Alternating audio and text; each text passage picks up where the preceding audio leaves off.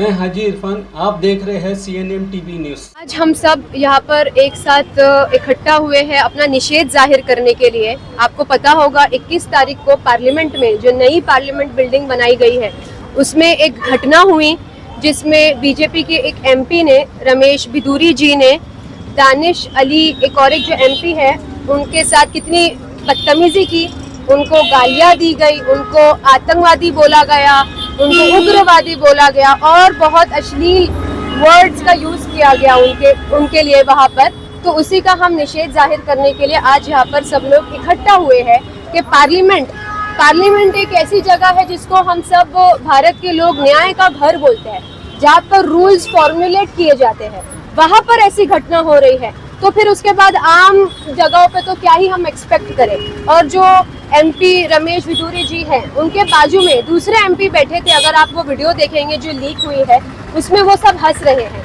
और हमारे जो स्पीकर है पार्लियामेंट के उनको भी हंसी आ रही थी बट उन्होंने कंट्रोल की।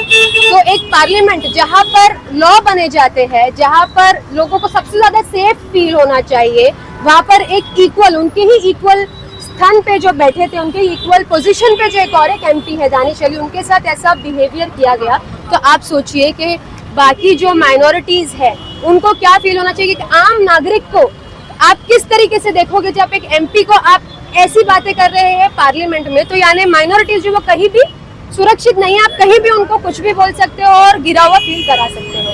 अभी आप देखिए इनका दोगलापन जो है, एक आप बोलेंगे दोहरी इनकी जो डबल स्टैंडर्ड्स है, इनका जो दोहरा मापदंड आप बोलेंगे, डबल स्टैंडर्ड्स।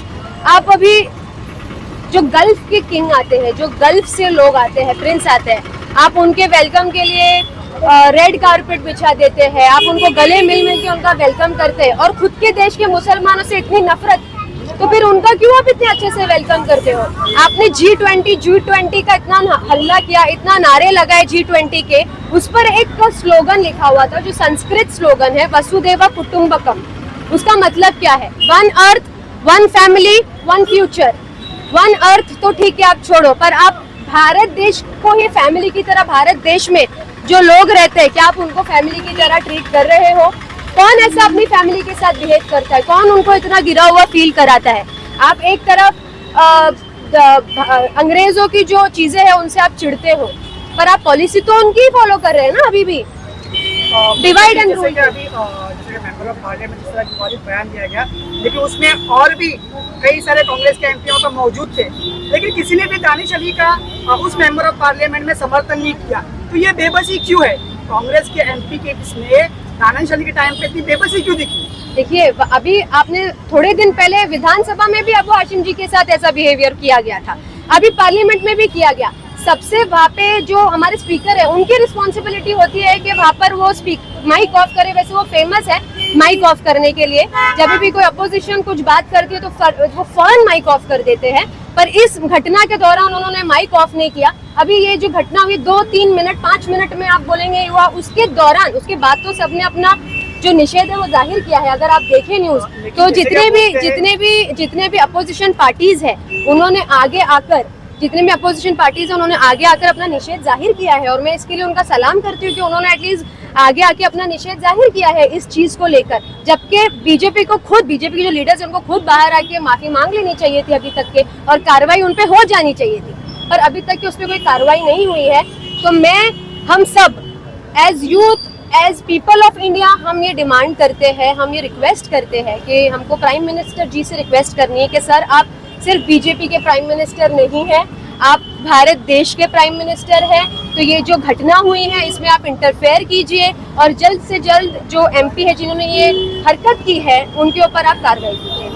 जब हमारे देश के प्रधानमंत्री इंडियन मुजाहिदीन का नाम लेते हैं भाषण में, तो अपनी पार्टी वालों को क्या सिखाएंगे? जब हमारे प्राइम मिनिस्टर ही इंडियन मुजाहिदीन का नाम लेते हैं हर भाषण में, तो अपने पार्टी के लोगों को क्या समझाएंगे? यही हम आज निषेध इसी के लिए जाहिर कर रहे हैं कि अगर आप ये जो नफरत फैलाने के काम कर रहे हैं जो ऊपर से फैल रही है, तो विधानसभा, फिर उसके बाद आप बच्चों के दिल और दिमाग में आज ये प्रोपेगेंडा फैला हुआ है, एक हेट का, एक अलग तरीके का प्रोपेगेंडा फैला हुआ है कि ये मैं और आप वाला, हम अलग है वाला प्रोपेगेंडा फैला हुआ है। तो इसके खिलाफ ही हम निषेध जाहिर करते हैं। क्या लगता है आपको, हिम्मत कैसे बढ़ गई? पुरानी खामोशी का नतीजा है ये, जो इतने सालों से जो हेट स्पीच चल रहे हैं उसके खिलाफ ना तो अपोजिशन ने, ना मुस्लिम कौम के जिम्मेदारों ने, और ना ही जो हमारे एमपी से उन्होंने कोई मिलकर ऐसा एक वास्ट कदम नहीं उठाया इसको लेकर।